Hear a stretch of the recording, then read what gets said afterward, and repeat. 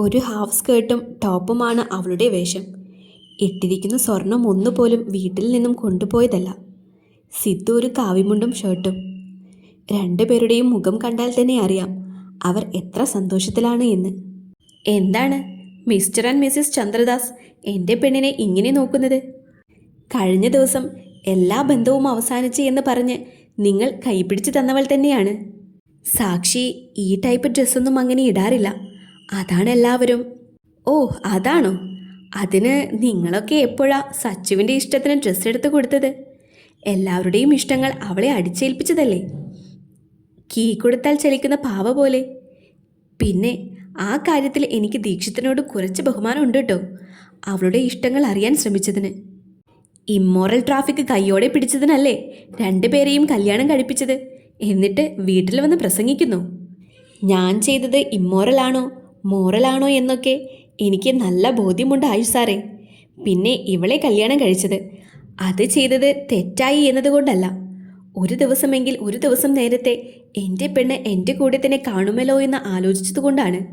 പിന്നെ ആ പരിപാടി ചെയ്തത് ആരാണെങ്കിലും അവനിട്ടൊരു പണി അതിൻ്റെ സ്വപ്നമാണ്. നിന്നെ ആരെങ്കിലും പ്രസംഗിക്കാൻ ഇങ്ങോട്ട് വിളിച്ചോടാ? നിങ്ങളായുള്ള എല്ലാ ബന്ധവും ഇന്നലെ കഴിഞ്ഞു എന്ന് ചന്ദ്രേട്ടൻ പറഞ്ഞതല്ലേ? ഞാൻ അതിന് നിങ്ങളുമായി ബന്ധം പുതുക്കാനൊന്നും വന്നതല്ല. സച്ചുവിൻ്റെ സർട്ടിഫിക്കറ്റ് എല്ലാം എടുക്കാൻ വന്നതാണ്. പിന്നെ ഈ സ്വർണം ഇവിടെ തരാനും. ഇതും പറഞ്ഞ് കയ്യിലിരുന്ന പൊതി സിദ്ധു തന്നെ ചന്ദ്രദാസിൻ്റെ കയ്യിൽ കൊടുത്തു. നിങ്ങളുമായി ഇനി ഇവൾക്ക് ഒരു ബന്ധവുമില്ല എന്ന് ഇന്നലെ പറഞ്ഞല്ലോ. ബന്ധമില്ലാത്തവരുടെ ഒന്നും എൻ്റെ പെണ്ണിന് വേണ്ട. അവൾക്ക് ആവശ്യമുള്ളതൊക്കെ വാങ്ങിക്കൊടുക്കാൻ എനിക്കറിയാം. സച്ചു, നീ പോയി നിന്റെ സർട്ടിഫിക്കറ്റും ബുക്സും എല്ലാം എടുത്തുകൊണ്ട് വാ. സർട്ടിഫിക്കറ്റും ബുക്സുമെല്ലാം എടുത്തു വെക്കുന്ന സമയത്താണ് ദീക്ഷിത്ത് റൂമിലേക്ക് കയറി വന്നത്. കുഞ്ഞി, നിനക്കെന്നോട് ദേഷ്യമാണോ? സംസാരിക്കാൻ താല്പര്യമില്ല എന്ന് പറയാൻ പോയതും അവൻ്റെ മുഖം കണ്ട് അവൾക്ക് തന്നെ വല്ലാതായി. ദിവസങ്ങൾ കൊണ്ട് ഉറക്കമില്ല എന്ന് കണ്ണിനടിയിലെ കറുപ്പ് കാണുമ്പോൾ മനസ്സിലാകും. എനിക്ക് മോളോട് ഒരു കാര്യം പറയാനുണ്ട്. എന്താ ഏട്ടാ? ആയുഷിൻ്റെ അമ്മ പറയുന്നത് പോലെ നീ ആരുമില്ലാത്തവളൊന്നുമല്ല. നമ്മളുടെ അച്ഛൻ്റെ സ്വന്തം ചോരയാണ് നീ. പക്ഷേ നിന്റെ അമ്മ വനജയല്ല. ഹാളിൽ ചെറിയമ്മ എന്ന് പറഞ്ഞൊരു ഫോട്ടോ ഇല്ലേ, അതാണ് ശരിക്കുള്ള നിന്റെ അമ്മ. കേട്ടതൊന്നും വിശ്വസിക്കാൻ പറ്റാത്ത അവസ്ഥയിലായിരുന്നു സാക്ഷി. ദിക്കൂട്ടൻ ഇത് എന്തൊക്കെയായി പറയുന്നത്? കഴിഞ്ഞ ദിവസം നിങ്ങളുടെയൊക്കെ മുന്നിൽ വെച്ചല്ലേ ആൻറ്റി അങ്ങനെയൊക്കെ പറഞ്ഞത്? അപ്പോഴൊന്നും ആരും ഒന്നും പറഞ്ഞില്ലല്ലോ. എന്നെ പിഴച്ചവളാക്കിയില്ലേ? ഞാൻ പറഞ്ഞത് സത്യം തന്നെയാണ് മോളെ. അച്ഛൻ പണ്ട് ഇടയ്ക്ക് ബിസിനസ് ട്രിപ്പ് എന്ന് പറഞ്ഞ് പാലക്കാട് പോകാറുണ്ടായിരുന്നു. ആ സമയത്തൊന്നും ഞങ്ങളിതറിഞ്ഞില്ല. ഒരിക്കൽ അച്ഛൻ വന്നപ്പോൾ അച്ഛൻ്റെ കയ്യിൽ നീയും ഉണ്ടായിരുന്നു. ആദ്യം അച്ഛൻ പറഞ്ഞത് ആരോ ഉപേക്ഷിച്ചതാണ് എന്നാണ്. പക്ഷേ അമ്മ വിശ്വസിച്ചില്ല. എന്നെയും കൊണ്ട് മരിക്കുമെന്ന് പറഞ്ഞപ്പോഴാണ് അച്ഛൻ സത്യമെല്ലാം പറഞ്ഞത്. നിന്നെ പ്രസവിച്ചപ്പോൾ നിന്റെ അമ്മ പോയി. കൈക്കുഞ്ഞായ നിന്നെ ഇവിടേക്ക് കൊണ്ടുവരിക എന്നല്ലാതെ മറ്റൊരു ഓപ്ഷൻ അച്ഛൻ്റെ കയ്യിലില്ലായിരുന്നു. അമ്മയെ ചതിച്ചാണ് അച്ഛൻ വേറെ ബന്ധം സ്ഥാപിക്കാൻ പോയത് എന്ന് പറഞ്ഞ് ആദ്യമൊക്കെ അമ്മ നിന്നെ ഒന്ന് നോക്കുക പോലും ഇല്ലായിരുന്നു. പക്ഷേ പിന്നെ നിന്റെ കളിയും ചിരിയുമൊക്കെ ആയപ്പോൾ പതിയെ അമ്മയും മാറാൻ തുടങ്ങി. നീ എപ്പോഴും പറയില്ലേ അമ്മയേക്കാളും അച്ഛനേക്കാളും മോൾക്കിഷ്ടം എന്നെയാണെന്ന്? അത് എന്താണെന്നറിയോ? അമ്മ പോലും തിരിഞ്ഞു നോക്കാത്ത സമയത്ത് നിന്നെ നോക്കിയത് ഞാനായിരുന്നു. എനിക്ക് കിട്ടിയ നിധിയായിരുന്നു എൻ്റെ അനിയത്തി. ആയുഷിൻ്റെ അമ്മ നിന്നെ അനാഥയാക്കിയത് നമ്മുടെ അമ്മയുടെ സമ്മതം കൊണ്ടുകൂടിയാണ്. അങ്ങനെയെങ്കിൽ അച്ഛൻ്റെ സ്വത്തുക്കളെല്ലാം എനിക്ക് മാത്രം കിട്ടും പോലും. നീ ആരുടെയെങ്കിലും കൂടെ പോയാൽ ഒരു കല്യാണ ചെലവ് ഒഴിയുമെന്ന്. കഴിഞ്ഞ ദിവസം നീയും സിദ്ധുവുമായി കല്യാണം നടത്തണമെന്ന് പറഞ്ഞപ്പോൾ ഞാൻ മനഃപൂർവ്വം തടയാഞ്ഞതാണ്. കാരണം നിങ്ങൾ തമ്മിൽ ഇഷ്ടത്തിലാണ് എന്ന് എനിക്ക് നേരത്തെ മനസ്സിലായ കാര്യമാണ്. ആയുഷ് തന്ന വീഡിയോ അല്ല, നിന്റെ ഡയറി. അവൻ നിന്നെ കല്യാണം കഴിച്ചാൽ ആദ്യം കുറച്ച് കഷ്ടപ്പെട്ടാലും പിന്നെ നിനക്ക് സന്തോഷം മാത്രമായിരിക്കും. പക്ഷേ ഇവിടെ എൻ്റെ മോള് നിന്നാൽ നമ്മുടെ അമ്മ ആയുഷിൻ്റെ അമ്മ പറയുന്നതനുസരിച്ച് നിന്നെ എന്ത് ചെയ്യുമെന്ന് ഈ ചേട്ടന് പോലും പറയാൻ പറ്റില്ല. അമ്മയെ അനുസരിച്ച് മാത്രം ശീലമുള്ള നീ അമ്മ കിണറ്റിൽ ചാടാൻ പറഞ്ഞാൽ വേണ്ടി വന്നാൽ അതും ചെയ്യുമെന്ന് എനിക്കറിയാം.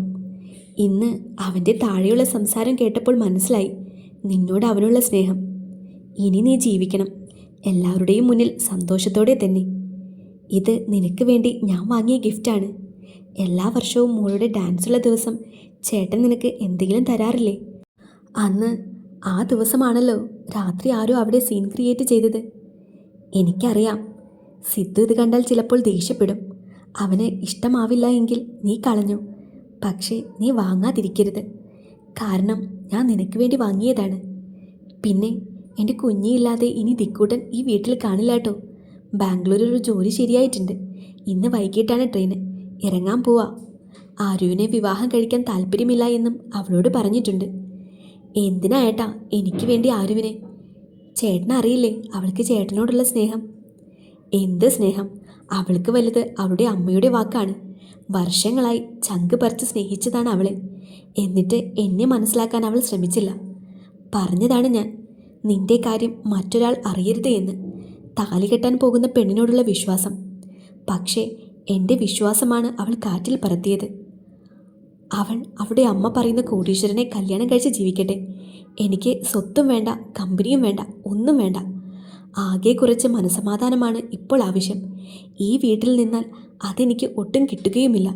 അതുകൊണ്ട് ഏട്ടൻ പോവാണ്. നിന്റെ ആരുവിൻ്റെ മനസ്സ് എന്തെങ്കിലും മാറിയാൽ ഞാൻ കാത്തിരിക്കും. മോള് സമയമുള്ളപ്പോൾ ചേട്ടനെ വിളിക്കണട്ടോ. നിന്നോട് എത്ര വഴക്കിട്ടാലും ഒരു ദിവസം നിന്റെ ശബ്ദം കേട്ടില്ല എങ്കിൽ എനിക്ക് സഹിക്കില്ല. പോയിട്ട് വരാം. ഇതും പറഞ്ഞ് സാക്ഷിയുടെ നെറ്റിയിൽ ചുണ്ടുകൾ ചേർത്ത് ബാഗുമായി ദീക്ഷിത് ഇറങ്ങിപ്പോയി. അവൻ പറഞ്ഞ വാക്കുകളുടെ ഷോക്കിലായിരുന്നു സാക്ഷി. സാക്ഷിയെ പ്രതീക്ഷിച്ച എല്ലാവരും കാണുന്നത് വലിയൊരു ബാഗുമായി വരുന്ന ദീക്ഷിതിനെയാണ്. ഇവനിത് എന്താ ചെയ്യാൻ പോകുന്നത് എന്ന ഞെട്ടലായിരുന്നു എല്ലാവർക്കും. എങ്കിൽ ആരുവിൻ്റെ മുഖത്ത് മാത്രം ഒരുതരം നിർവികാരതയായിരുന്നു. അളിയനിത് എന്താ, നാടുവിടാൻ പോവുകയാണോ? ഞങ്ങളിവിടെ താമസിക്കാനൊന്നും വന്നതല്ല അളിയ, ഇറങ്ങാൻ പോവാ. ഒന്ന് നാടുവിടാൻ തന്നെ തീരുമാനിച്ചു സിദ്ധു. ഇവിടെ ചിലരുടെയൊക്കെ നാടകം കണ്ട് മനസ്സുമടുത്തു. ഇനി ഇവിടെ നിന്നാൽ ഞാൻ ചിലപ്പോൾ എന്തെങ്കിലുമൊക്കെ ചെയ്തു പോകും. പിന്നെ ആരുവിനോട് ഞാനൊരു കാര്യം പറഞ്ഞിട്ടുണ്ട്. സമയം പോലെ അവളത് എല്ലാവരോടും പറയും. അതിൻ്റെ പേരിൽ ഇവിടെ എന്തുണ്ടായാലും എനിക്ക് വെറും പുല്ലാണ്. ഇറങ്ങുവാ ഞാൻ. ഇതും പറഞ്ഞ് മറ്റുള്ളവരുടെ മറുപടി പോലും കേൾക്കാൻ നിൽക്കാതെ മുറ്റത്ത് വന്ന ടാക്സിയിൽ കയറി റെയിൽവേ സ്റ്റേഷൻ ലക്ഷ്യമാക്കി പോയി അവൻ. വീട്ടിലേക്കുള്ള യാത്രയിൽ സാക്ഷി സൈലൻ്റ് ആയിരുന്നു. എന്താടി, വീട്ടിൽ പോയി വന്നപ്പോൾ നിന്റെ സൗണ്ട് ഫിലമെൻ്റ് അടിച്ചു പോയോ? ഇല്ല. പിന്നെന്താ നീ ഒന്നും മിണ്ടാതിരിക്കുന്നത്? ഒന്നുമില്ല. മുഖത്ത് നോക്കി കള്ളം പറയരുത് സച്ചു. ശാസനയോടെ സിദ്ധു പറഞ്ഞപ്പോൾ പിന്നെ സച്ചുവിന് ഒന്നും ഒളിച്ചു വെക്കാൻ തോന്നിയില്ല. എല്ലാം കേട്ട് കഴിഞ്ഞതും അവൻ്റെ ശാന്തഭാവം അവൾ ഒട്ടും പ്രതീക്ഷിച്ചതല്ല. എന്താ കണ്ണേട്ടാ, എല്ലാം കേട്ടിട്ടും ഒന്നും പറയാനില്ലേ? പ്രത്യേകിച്ച് എന്ത് പറയാൻ പെണ്ണെ? എനിക്കറിയാം നിന്റെ ദിക്കൂട്ടൻ ഇതിൽ പാവമാണ് എന്ന്. പക്ഷേ നിനക്ക് പണി തന്നത് ആ കൂട്ടത്തിൽ തന്നെയുള്ളവരാണ്. ഒന്ന് ആലോചിച്ചാൽ നിനക്ക് തന്നെ ആളെ മനസ്സിലാകും. നാളെ കോളേജിൽ പോവുമല്ലേ? നിന്റെ നേരെ മോശമായ ഒരു സംസാരമുണ്ടായാൽ നമുക്ക് ഈ കാര്യത്തിൽ തീരുമാനമുണ്ടാക്കാം. കണ്ണേട്ടൻ എന്തൊക്കെയോ മനസ്സിൽ കണക്ക് കൂട്ടിയാണല്ലോ ഈ പറയുന്നത്. കണക്കൊന്നുമല്ല പെണ്ണെ, ഇത് ഇവിടെ വരെ ആയി എങ്കിൽ ഇനി എന്താ നടക്കാൻ പോകുന്നത് എന്ന് എനിക്ക് ഊഹിക്കാവുന്നതേ ഉള്ളൂ. നിന്നോടൊരു കാര്യം ഞാൻ പറയാം. നാളെ കോളേജിൽ ആരെങ്കിലും എന്തെങ്കിലും പറഞ്ഞേ എന്ന് വെച്ച് അവിടെ കിടന്ന് കരഞ്ഞാൽ കോളേജാണ്, കൂട്ടുകാരുണ്ട് എന്നൊന്നും ഞാൻ നോക്കില്ല. പിന്നെ എൻ്റെ കയ്യിൽ നിന്നും വാങ്ങിയിട്ടാകും നീ കരയുന്നത്. അതുകൊണ്ട് നാളെ നല്ല കുട്ടിയായിട്ട് ആരെന്ത് പറഞ്ഞാലും ചിരിച്ചുകൊണ്ട് കേൾക്കുക. അതിനുള്ള പരിഹാരം ഞാൻ തന്നെ ഉണ്ടാക്കും. പിന്നെ നിനക്ക് സഹിക്കാൻ പറ്റാതായാൽ അവരോട് എന്നെ വന്ന് കാണാൻ പറഞ്ഞാൽ മതി, കേട്ടല്ലോ? നിനക്കിനി എന്തെങ്കിലും വേണോ? എനിക്കൊന്നും വേണ്ട. അടുത്തുള്ള ഏതെങ്കിലും ബേക്കറിയിൽ നിർത്തിയാൽ വൈച്ചുവിന് ഐസ്ക്രീമും വേറെ എന്തെങ്കിലും കഴിക്കാനും വാങ്ങാം. ഐസ്ക്രീം വാങ്ങിക്കൊടുക്കാൻ അവനെന്താ കുഞ്ഞാണോ? കണ്ണേട്ടൻ തന്നെയല്ലേ പറഞ്ഞിട്ടുള്ളത് അവൻ ഏട്ടൻ്റെ മോനാണെന്ന്. അപ്പോൾ പിന്നെ എൻ്റെയും കുഞ്ഞല്ലേ അവൻ. ഞങ്ങൾ ഒരേ പ്രായമാണെങ്കിലും അവൻ എന്നെ എപ്പോഴും അമ്മാളു എന്നൊക്കെയാണ് വിളിക്കുന്നത്. എങ്കിലും ചെക്കന് ഏട്ടത്തിയമ്മ എന്ന ബഹുമാനമൊക്കെ എന്നോടുണ്ട് കേട്ടോ. ഇപ്പോൾ ഞങ്ങൾ ബെസ്റ്റ് ഫ്രണ്ട്സാണ്. അടുത്ത വർഷം വിച്ചുവിനെ നമ്മുടെ കോളേജിൽ ചേർക്കണം, BBA. അപ്പോൾ പിന്നെ നിങ്ങൾ ക്ലാസ്മേറ്റ് കൂടിയാകും. എനിക്ക് അവനെ ദൂരെയൊന്നും വിട്ട് പഠിപ്പിക്കാൻ പറ്റില്ലേടി. വിച്ചുവിനെ കണ്ടില്ല എങ്കിൽ ഉറങ്ങാൻ പോലും പറ്റില്ല എനിക്ക്. പിന്നെ അവനിനി വെളിയിൽ പോയി പഠിക്കണമെന്നാണ് ആഗ്രഹമെങ്കിൽ ഞാനായി തടസ്സം നിൽക്കില്ല. അവൻ പറയുന്ന കോളേജിൽ വിട്ട് പഠിപ്പിക്കും. നിങ്ങളുണ്ടല്ലോ കണ്ണേട്ടാ, നല്ലൊരു സഹോദരനും കൂട്ടുകാരനുമൊക്കെയാണ്. ആരും കൊതിക്കും ഇങ്ങനെയൊരു ചേട്ടനെ. എൻ്റെ ദിക്കൂട്ടനും ഇങ്ങനെയായിരുന്നു. ആകെ എന്നോട് ദേഷ്യപ്പെട്ടത് ആയുഷ് സാർ കാരണമാണ്.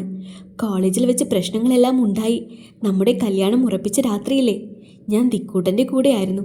അപ്പോൾ ആൾ എന്നോട് പറഞ്ഞു, മോൾക്ക് ഇഷ്ടമല്ല എങ്കിൽ ഈ കല്യാണം നടക്കില്ല എന്ന്, നമുക്ക് നാട് വിടാമെന്ന്. അടിപൊളി. എന്നിട്ടിപ്പോൾ അവൻ നാട് വിട്ടു. പിന്നെ ഞാനൊരു നല്ല ചേട്ടനും കൂട്ടുകാരനും മാത്രമാണ്. പിന്നെന്താ, നല്ലൊരു ഭർത്താവല്ലേ? ആവോ, എനിക്കറിയില്ല. വൈകാതെ അറിയിക്കാം ഞാൻ.